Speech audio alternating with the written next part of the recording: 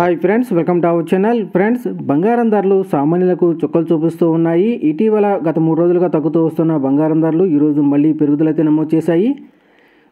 ఒకవేళ పెరిగేది కొండంత అయితే తగ్గేది గోరంత అన్నట్లుగా ఉంది. ఇప్పటికే ధరలు ఆకాశాన్ని తాకుతూ ఉన్నాయి. ఈరోజు బులియన్ మార్కెట్లో పొత్తడి ధరలు ఏమాత్రం పెరుగుదల నమోదు చేసాయో తెలుసుకుందాం. అంతకన్నా ముందుగా మా నుంచి మీకు ఒక రిక్వెస్ట్, మా వీడియోని ఇంకా లైక్ చేయకపోతే లైక్ చేయండి. మీరు చేయడానికి నాకు ఎంతో సపోర్టింగ్ ఎంకరేజింగ్గా ఉంటుంది. అదేవిధంగా మా ఛానల్ని సబ్స్క్రైబ్ చేసుకోండి, పక్కన వచ్చే గంట సింబల్ యాక్టివేట్ చేసుకోండి.